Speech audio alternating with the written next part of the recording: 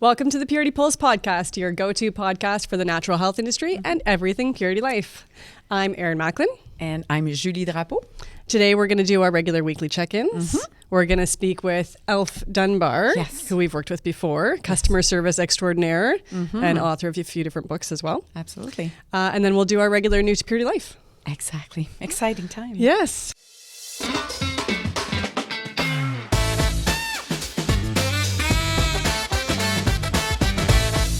So, Erin, Yeah. something big is coming. It's a big week for me. Yes. Yeah. So, Erin is changing, growing in a new position. I got a new job this week. Yes.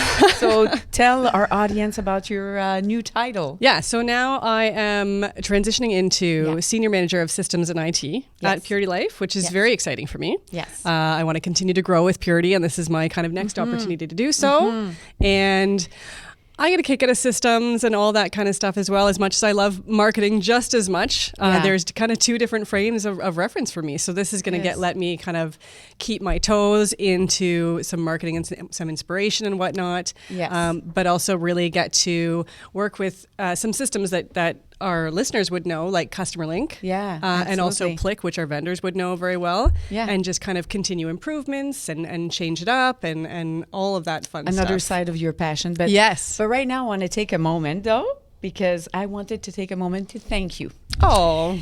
So for those who are listening, we're bringing some little cupcakes here. Because in studio we can't go through too big. And some little flowers for Erin. I'm going to move the flowers so I can see her when I speak to her. But just to say that Erin has been definitely a big, not just help, but developing the marketing department for Purity Life, and has created a lot of great initiative. And we're really all recognizant of what you've done. Oh. And as a leader that worked closely with you, I mean, we've been through a lot of changes, and you came under my wing for a while. Yes. And I've been very happy to help you in that growth. And now, you know, you're going into another direction or department within Purity Life, which is one of our department that definitely will be and continue to grow with led by Matthew, that is always looking for innovation. He's sort of the brain behind all of those new tools, and definitely working with you through the years. You really have that in you. And for those who remember the podcast with Margot, you're a really strong wonder. And again, that wonder makes you question things and how we do things.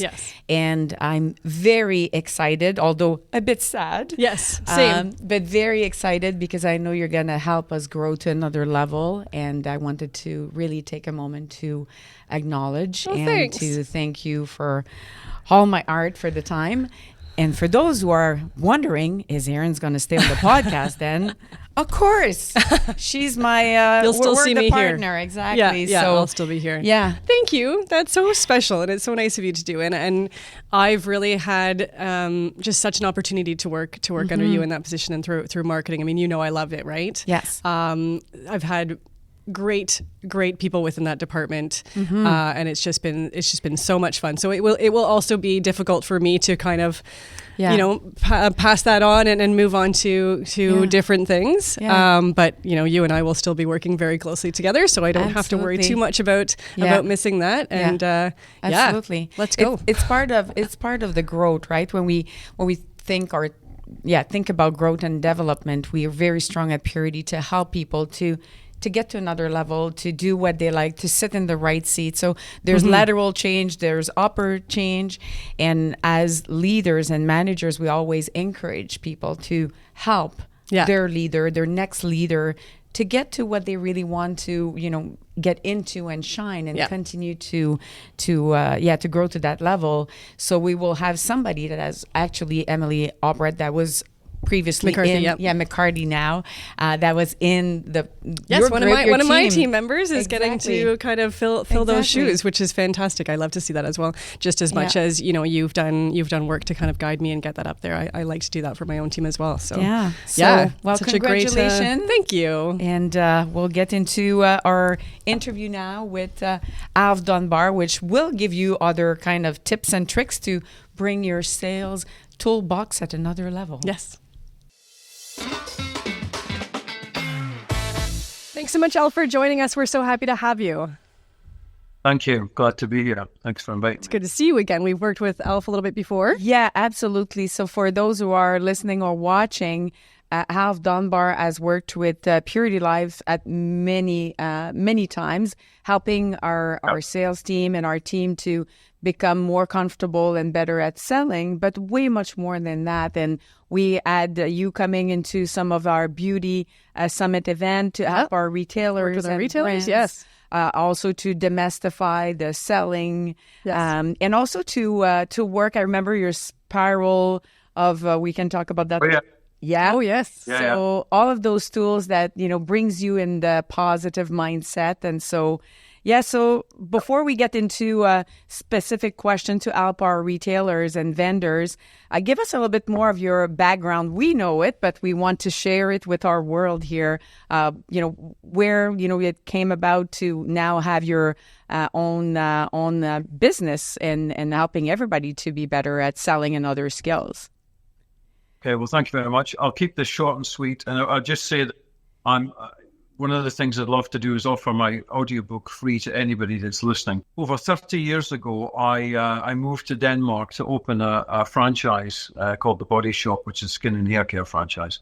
And I got into financial trouble because of the store, because of the shop fit, because we run away, the costs run away. And I got into a lot of debt and could never, ever get that debt paid back with the turnover that I was producing. Mm-hmm. I then subsequently was offered a second store by Body Shop, which they financed, which I decided to take, which could save the day. And it actually performed worse than the first one. Mm-hmm. So it became a bit of a nightmare. I was very close to going bankrupt. And at that time, I had 2 very small children. So it was a really scary time. Mm-hmm. We got rid of the second store. I was left my original store. And I decided with 7 weeks left to do everything different. I had nothing to lose. Yeah. And I mentioned in my book that I found a book called Choices by a man called Shad Helmstetter that simply said, if you make different choices, you'll get different results. And if you think different, you'll see different. And I decided to do that because I had no other option. I saw so many opportunities then. I decided to try different techniques. That happened. They worked. I put 43% onto my turnover. I went shop manager of the year. I saved the business. I was then taken to the UK by Body Shop and asked to put my program called You Are the Difference into 900 stores, which mm-hmm. I did. Most of it I did on my own, traveling at night in my car with my flip chart board. I left Body Shop and then I set up my company, and we're now trading in 26 languages.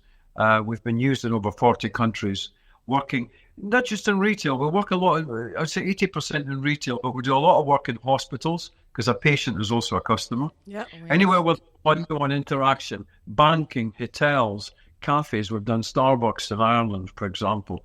So anywhere where there's a one-to-one interaction, the program is based on techniques that came from the shop floor. It's from the real world. Yeah. It all works.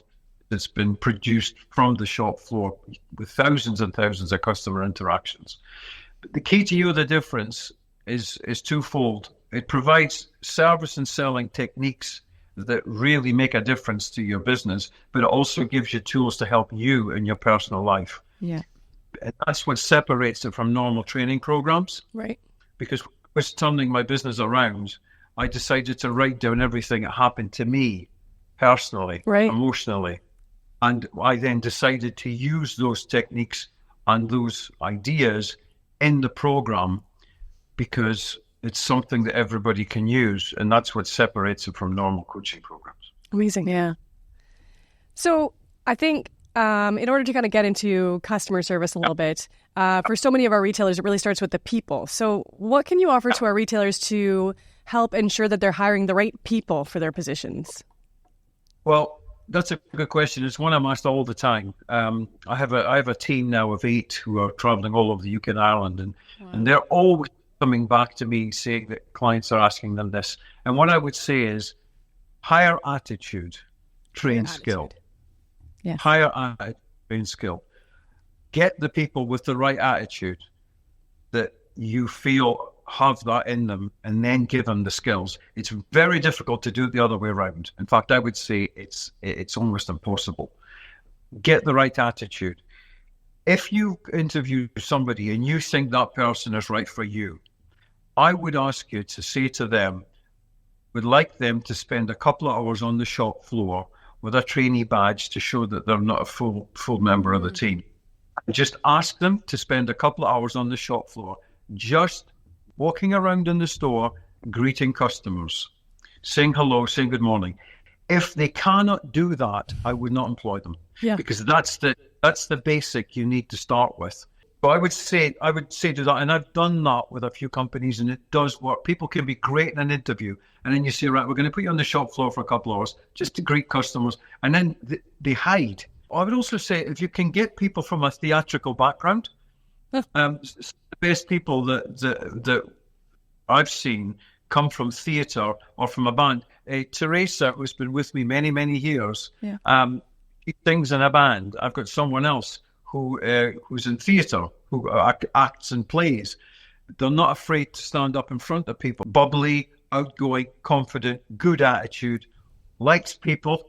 Yeah. Customers, people, you must like people, and is willing to step out and just say good morning or hello. That is very good. It reminds me my years at the Body Shop as managing one of the store in Quebec, and it was so true. And we use your training, of course. And it was funny because we were looking at people that the first thing they were doing on the floor was to go right into cleaning products. Yeah. And we're like, well, no, right? There's people, you need to interact with them. So very good reminder of that. One thing that we face a lot in our industry, I would say, is people are afraid, like employees are afraid to be pushy. That's what they say, they think in their mind, right? When we talk about, increasing the basket size and adding products, right? So how would you address that? Or what would you say to those employees and how not to feel like that? Well, I think, first of all, people can't waken up with the tools to help them to be confident on a shop floor in terms of selling. They have to be trained. They have to be coached. We believe selling is a transfer of enthusiasm. That's what selling is. It's not a dirty word. It's a transfer of enthusiasm around a product. How you engage with the customer is so important, and it's all about discovering the customer's needs through interaction, and then simply showing them products that fulfill their needs. That's really it, simply put. It's not saying try this, hoping they'll take it. It's being confident enough to start a conversation, asking the right questions to discover the customer's needs, and then providing that product. The beginning, first of all, the greeting and the interaction to start with, that is what unlocks it. And that's how you have to be able to recognize what a buying signal is, what a customer looks like that may need help. If you're just going to approach every single customer, it isn't going to work, because a lot of customers aren't ready or are just browsing.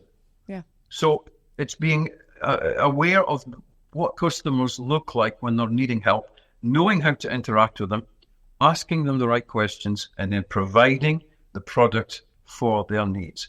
That's it. Through enthusiasm, because when someone's enthusiastic about something, it picks, you pick it up. You want it.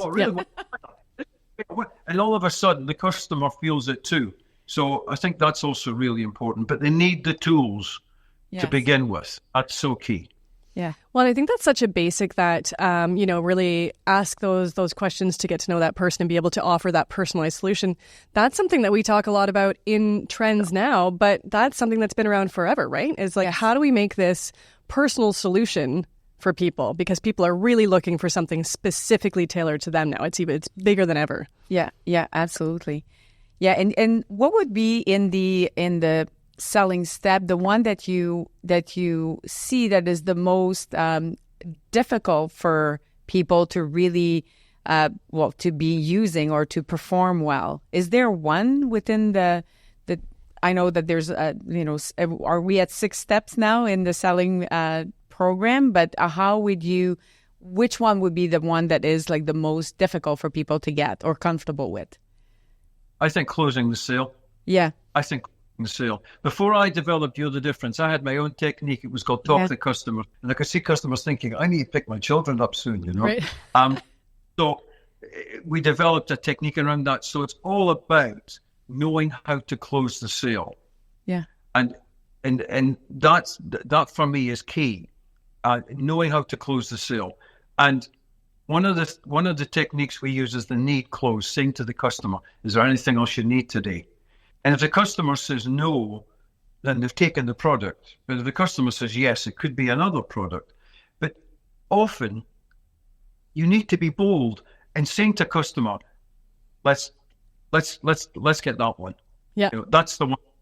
Let's take that. Let's go with that. It's sometimes customers need to be told to take it. Yes, especially with so many options, right? They get into the walls of options and they're very confused, and they need somebody paralyzed to say, in the decision. Yeah, absolutely. I think this is the right one for you. I think we should go with that. Yeah. Is there anything else? Yeah. No, and that's how we would close it. Sometimes they just need that. They just need that little push, but it's got to be done in the right way. Yeah, absolutely. Alf, what are some kind of key strategies that you would offer to retailers that are really looking to promote customer service more so than any other? I think in terms of, I think this is really important. I think every single retailer wants to provide great customer service. But what's important is, what does great customer service for that retailer look like, feel like, and sound like? And does the team know that? You can't hit a target if you don't know what the target looks like. I can go into a retailer and ask 10 people who work on the shop floor, what does great customer service mean for this organization or this store? What's the culture? They'll all come up with different stuff. Right. If they're all different stuff, how are we going to be able to develop a good culture, a single culture for the business? So I think, first of all, retailers need to make it clear to their team what great service means for the store. What does it look like? Right. What does it feel like? And what does it sound like? And the reason I say that is because people learn differently. Some people are visual, some people are auditory, and some people are kinesthetic, the feeling. So you have to have those points. Otherwise, if you just say, well, it looks like this, this, this, and this, and I'm auditory, I don't get it. Yeah. So that's very clear. Then, once that's agreed, you then need to agree, okay, if that's what the culture is going to be, look like, feel like, and sound like, how do we achieve it? Okay, we're going to make sure all the customers get greeted. We're going to make sure we're aware of approach signals and we know how to approach. We're going to be aware of how we close the sale the same way. We're going to look at perfect partners, products we can suggest that complement what the customer's buying. And we're going to give amazing service at the counter and at the till. That's it, really. But everybody needs to be on the same page, right, because only then will everybody is now a strong part of the chain. The chain only breaks when people decide to do something different. Yeah. Alf, what would you say to retailers that, post-COVID, there was, less people on the floor, definitely. Mm-hmm. And now there is a couple, they're pulling back, or they haven't, either because there's nobody that want to work on the floor, but there's also the reality that I think stores have pulled back a little bit. And when we look in a category of beauty or supplements, there's a lot of QR code that you can have to give yourself information, self-service. But there is actual great value to have a human being that explains product, right? So what would you say to retailers to sort of encourage them and remind them of the value of that? there was a big change coming back from COVID. And originally when that happened, people were working behind masks. Yeah. But as we were coaching, we were saying, well, you could still greet. You can still hear the smile. And there are many people who are customers who still want to get in the store, get the product and get out. They don't want to be mingling around lots of people. That's why the greeting comes in so important at that point, because being available for the customer who wants to get the product, who wants to get the advice and then wants to go is so important. And that's why I think it's more important that someone is there on the shop floor to help and advise, and using the greeting technique to pull the question for people that just want help. But I think it's so important to be for the customer, the ones that want to have a chat and want to talk about the product at length, but also the customer just wants to say, I want this. Is that the right size? Is that the right kind for? And then go. I think that's key. Yeah, and I think when we talk about basket size too, I mean, if I look on the web and I'm looking for a product, when I go in store, I'll grab that product and go. Where when you have that interaction, the investment in that person that is in your store has great value, because they can, find and connect with other products and find the perfect partners and so on, and create the relationship too for that customer to come back in, right? So I'm sure you've seen that too, the value of it. Yeah. I mean, I would ask any retailer to think this: how many products do they sell in the store? For some retailers, it'll be thousands. How many products does the customer know? Probably 20 max, maybe less. Yeah. A lot of the time, they're buying a similar product because it's the one they use all the time. And there's all these other products that can go with it. They have no idea exist. With our technique, Perfect Partners, where you only introduce the product once the original product's sold, it can never be termed as pushy. You never lose the original sale. And if they don't take it, they still know about it. Yeah. And it's just this, by the way, this is very good to use with that. This is excellent with that. This complements it. A lot of people are buying this, also use this, just to let you know. There's only one thing that happens when you use Perfect Partners technique. The average transaction value goes up. It never goes down. Yeah, absolutely. And thinking about that, I'm going back to the attitude piece, because there's the selling techniques, but there's the attitude, as you said, and it's so true. If you hire for attitude, could you talk to us a little bit of the pyramid of negativity, or just a little bit of that? Because I think also it gives a lot of information on your program that is so valuable. Great point. The spiral is the foundation of You're the Difference. It's really the glue, and it kind of changed my life in a way. And how the spiral works is, the spiral is about your everyday, about how you can waken up in the morning and you look out the window and you think it's raining, and then you go down for breakfast and there's no milk, and then you put on the radio or phone and the news is all bad, and then you get into work and somebody says, guess who's sick? And and then it's somebody, look what's out of stock. And it's down and down and down and down. Get to the end of the day and you kind of crash. And what I discovered is that if you have a team of people who are at the middle of the bottom of the spiral, that always has a really negative effect on sales and on sales.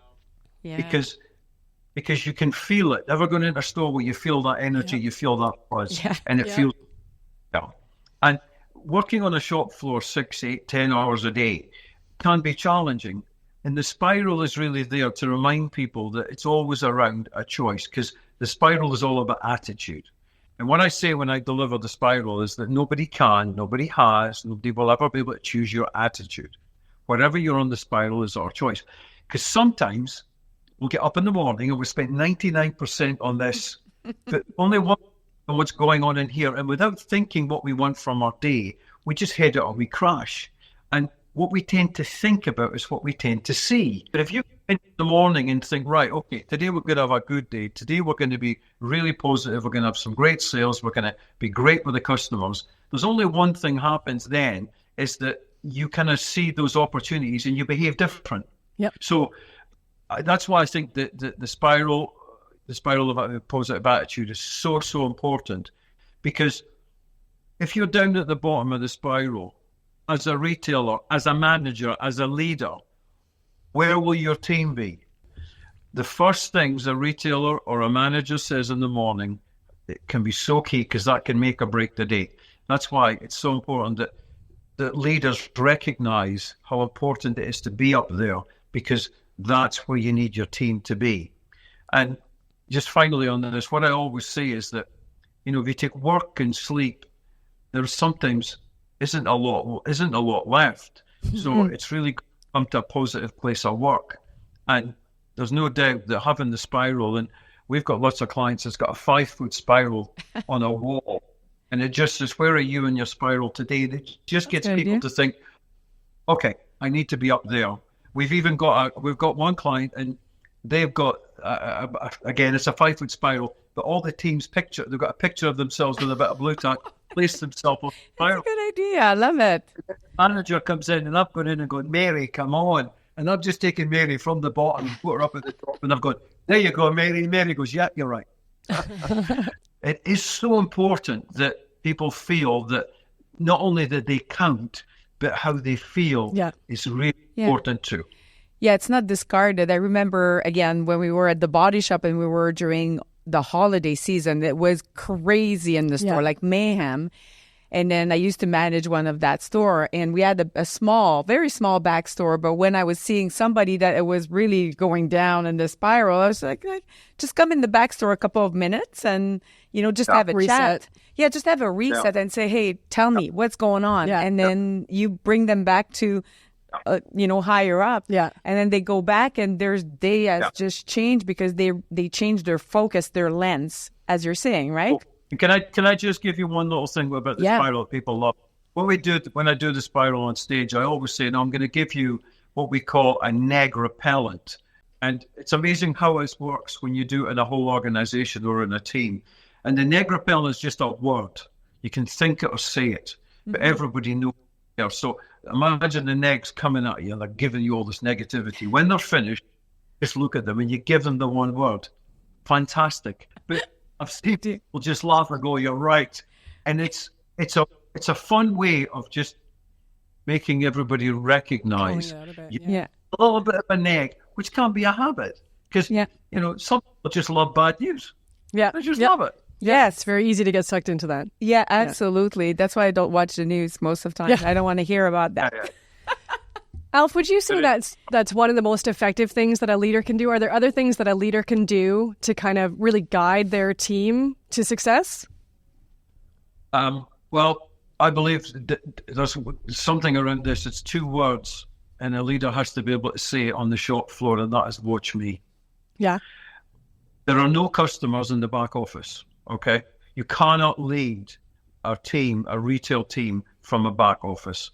Now, I know there are things that has to be done there, and you can't be on the shop floor all the time, but a leader has to be on the shop floor from time to time, leading, showing their team what good looks like, feels like, and sounds like.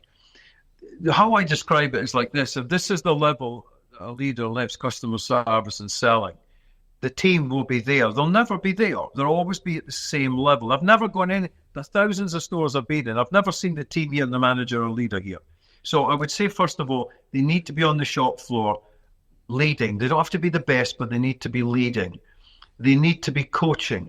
They need to be catching a member of their team red-handed, doing something good and praising them. Yeah. Because if you do that, they want to keep doing it, and it's about forming a habit. So there's that. Asking themselves a question before they go in every morning. Where am I on my spiral today? Yes. Okay. Sometimes you just need to take a check on yourself because you've had a traffic jam coming in, your daughter's been sick during the night, you've been up 5 hours. So all this is happening. Yeah. But it's just catching yourself before you go in. Yeah. Having really positive interaction with your team first thing, and giving them the feeling that they're part of something and that they count. The way I describe it sometimes is, I say to managers, imagine I blow up a big balloon and I put it in the corner, and we just put a knot in it and we leave it for a couple of weeks. What would the balloon look like? And the answer is deflated. You can't motivate your team on a Monday and say, right, I'll do it next Wednesday. Right. You have to do it today so that you keep putting air back in the balloon. And just doing that can make people more confident and motivated. But you have to be visual on the shop floor. You have to be there yourself at times. It's very, very good advice. And you have your own program, and you can, even if you're at a distance, you travel and you do it also at a distance. What would be a type of program that some retailer could engage with you? Not that it's an infomercial, but it's really through very good tools that are very lacking in the industry for sure. Well, one of the things that COVID gave us, which I didn't plan, COVID was my second busiest year, which people can't understand, but it's because we're driven to do the program and the sessions online. So I do lots of Zoom sessions for clients through my film studio in Scotland. So I'm free to do whatever I do. And the guy in Scotland, Graham, he does all the slides. Yeah. So we, first of all, design the session based on the client's needs. Every session is tailor-made with the youth difference techniques in it. We do one for managers, and we do another one, separate one, for the sales team. The managers take part in both. What we then do is, when we do this session, which is about 2 hours, it's not huge, and there's a gap in the middle. There's a little pause in the middle, which we like to do first thing in the morning. People are fresh. We record the session and then make an edit for any of the little gremlins that come when you're doing things online. And the client gets that video as well to use for recaps and also for new. That's helpful. Refresh. There is my book, which I'll plug. It's going to probably the wrong way around. Yes. And the book, which I'm going to give the audiobook free to anyone that's listening, you can get hard copy as well. The book carries everything that's in the program and more, and also for managers. But I find that the book can be a great tool for people because it gives them the personal reference to it. So yeah, we're doing a lot online, and we can do that for any client that wants that. Yeah, and the book is a great, I would say, introduction in the sense of, yes, you can get everything in it, but obviously doing the program with you is amazing. It's another level because there's interaction. But the book is very simple, too, in the way that you have all the right information, a lot of example, which people can relate. And then it's not like a dry sales course that you're God, flip the page and I'm going to fall asleep. It's very applicable because you were on the floor. You know what was happening, right?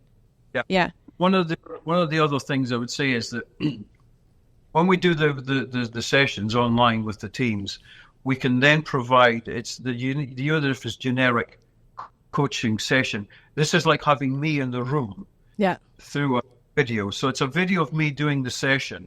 Yeah. But during the session, I will say, we're going to pause this now, and your manager or leader will take you through how you would use this technique in your store. And Alf has very graciously offered the audiobook for free to all of our listeners. And so we'll have that link in our show notes. Yeah, that's fantastic. Want to go on to some rapid fire questions? Let's jump into some rapid fire. Yes. Ready, Alf? I'm ready. Okay. What is your favorite natural health product?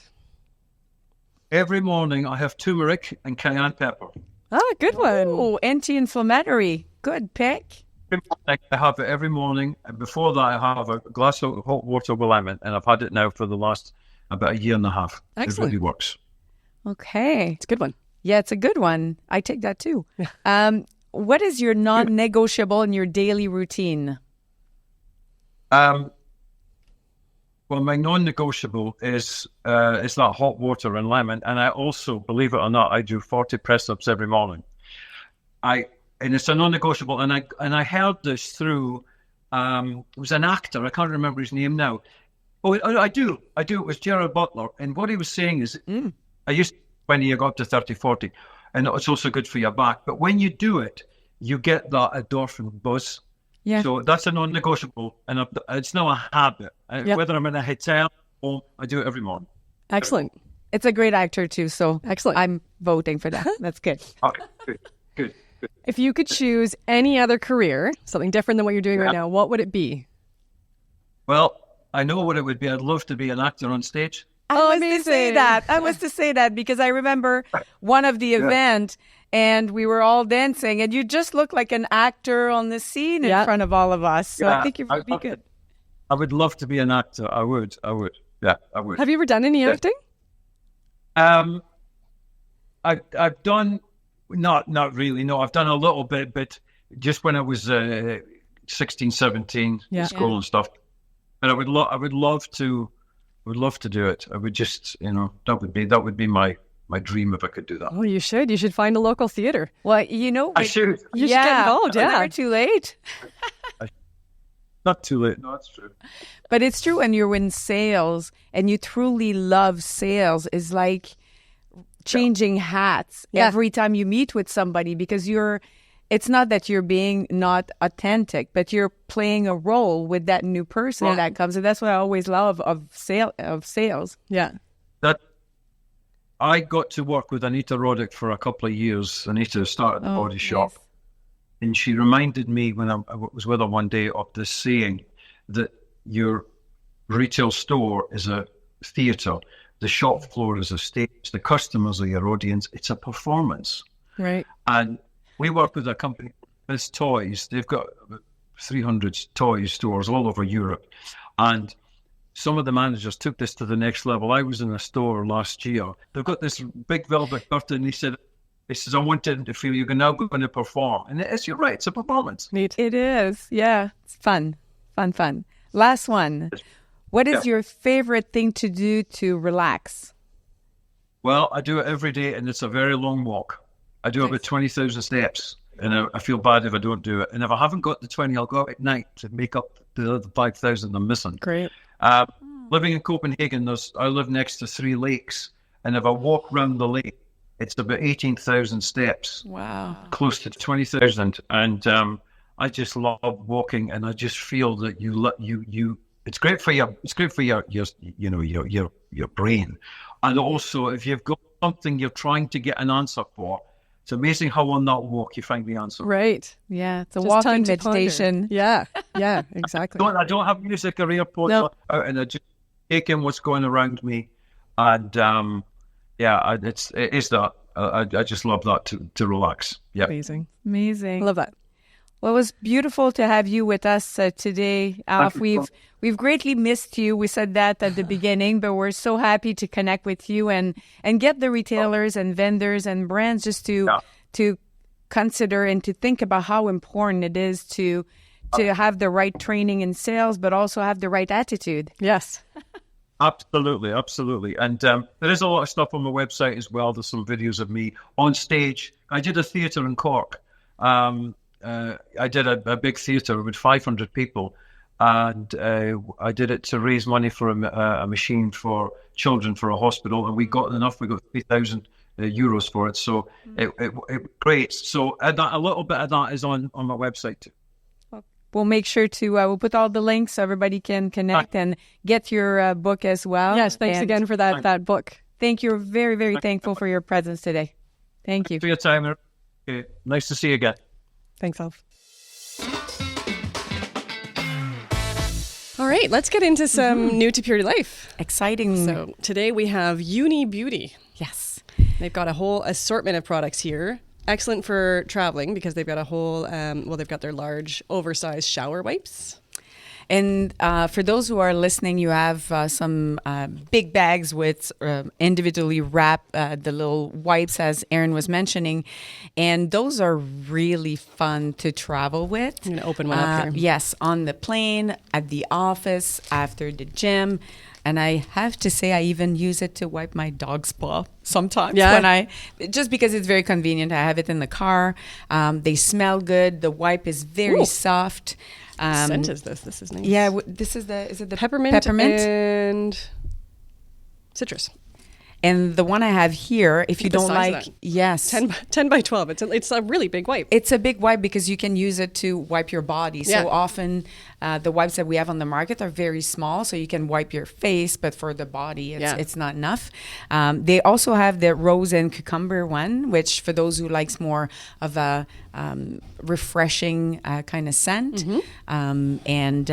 So those are very two unusual bags. I mean, you have how many lingettes in French? 30 wipes that you have in each bag for same flavor. Or a box of 12. Scents. Yes. With biodegradable fibers. And then they also have, which is awesome, is their Beauty on the Go. So in that little cute pouch, you have sort of the travel essentials.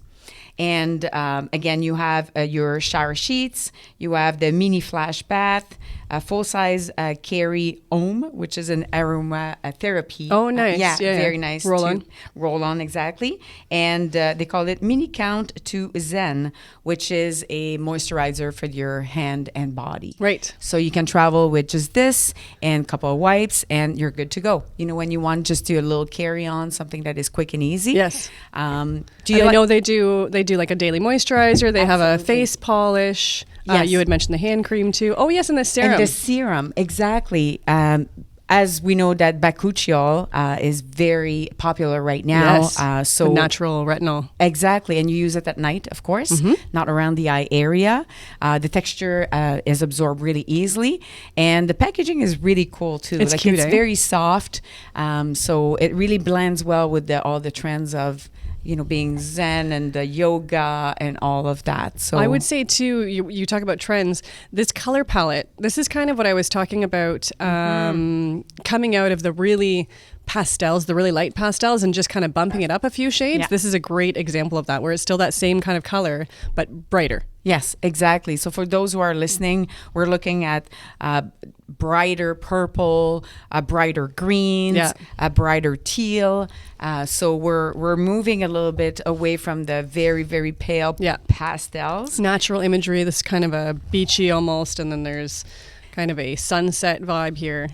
And last but not least, I would say that when you do in-store activity or you have like beauty night events, those are great to put in a bag as well for sampling. Yeah, simple So sample. you can open a bag and just you give them away, and that makes people connect with the product in another way. So kudos to Uni. That's a great looking brand.